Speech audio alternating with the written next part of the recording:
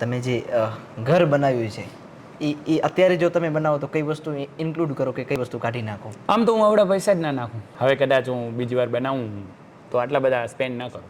આમાં થાય કેવું છે કે મકાનની જગ્યાએ એક પ્રેસ્ટીજ, એક સિમ્બોલ બની ગયું છે. ખરેખર હું એમ કહું છું કે તમે એવો મકાન બનાવો કે જે તમારા ફેમિલીને ઇઝ આપે. ક્લિયર ઇન્ટિરિયર હોય, નાનું પણ એક તમારું જેને કહેવાય ને પ્રોપર બધું ફેમિલી એની અંદર અકોમોડેટ થઈ જતું હોય અને સેફ હોય.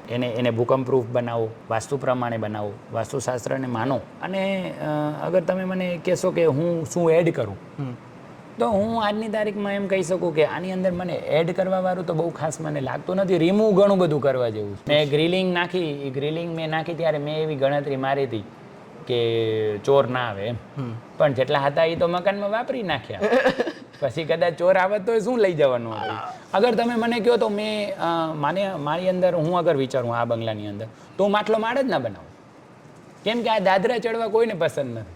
ઓરમાય હોમ લોકોના ઘર બનાવવાના અનુભવને ડોક્યુમેન્ટ કરી કન્સ્ટ્રક્શન અને રિયલ એસ્ટેટ ઇન્ડસ્ટ્રીની સાચી સમજણ તમારા સુધી પહોંચાડવાનો પ્રયત્ન કરી રહ્યું છે.